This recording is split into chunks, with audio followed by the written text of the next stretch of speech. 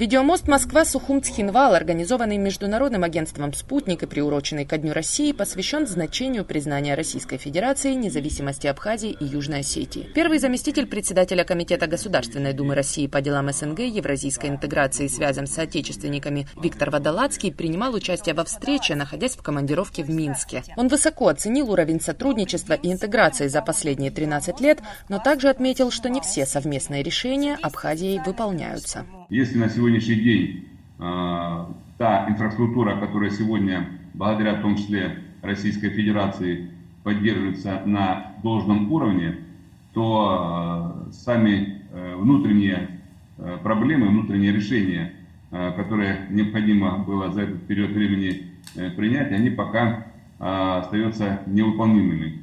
Мы неоднократно на площадке Государственной Думы проводим встречи с нашими коллегами, депутатами парламента Абхазии.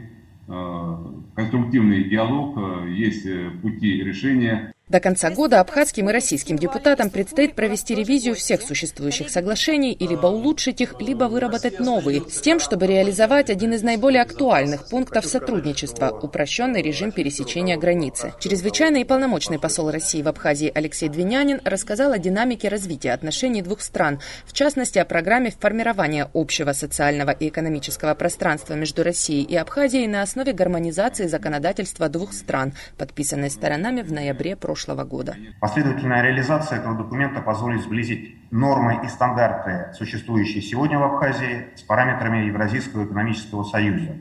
Таким образом, торгово-экономическое взаимодействие Абхазии не только с Россией, но и сегодня с 4 остальными членами ЕАЭС получит новый импульс. Хочу подчеркнуть, что это очень важный элемент в современных условиях частичного признания Республики Абхазия со стороны международного сообщества.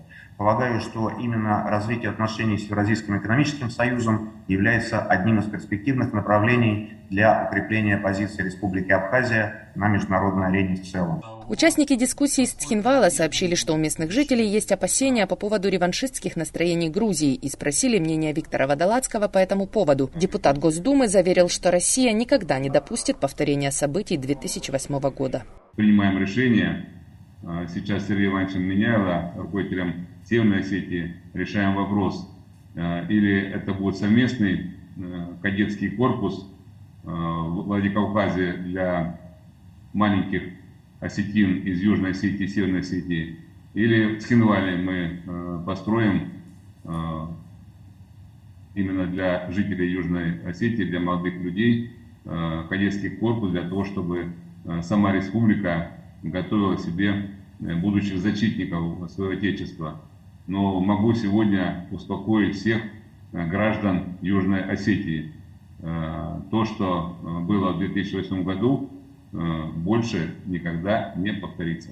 Отвечая на вопрос об инвестициях, посол России в Абхазии Алексей Двинянин подчеркнул, что существующее законодательство Абхазии мешает привлечению крупных инвестиций в инфраструктурные объекты, в частности, в модернизацию энергетики, и призвал депутатов парламента республики поддержать инициативы руководства Абхазии в этом направлении. Политические, повторюсь, проблемы здесь устранены. Есть политическая воля и со стороны Российской Федерации, и со стороны Республики Абхазия решить вопросы о снятии всех ограничений на приток российских инвестиций. Если к этому подключится парламент и примет соответствующее решение, а российские предложения уже давно переданы абхазской стороне, то, я считаю, будут открыты ворота для спокойного притока не только в энергетическую сферу российских инвестиций, но и в две такие, кстати, Виктор Петрович уже упомянул об этом, две такие важнейшие, на мой взгляд, отрасли абхазской экономики, как туризм и сельское хозяйство. Здесь тоже нужны огромные инвестиции, и российская сторона готова их предоставить. Отвечая на вопрос о безопасности российских туристов в Абхазии, Алексей Двинянин указал на стабильный рост посещаемости и напомнил об ответственности самих туристов за свою безопасность. К сожалению, у нас уже имели место два случая печальных.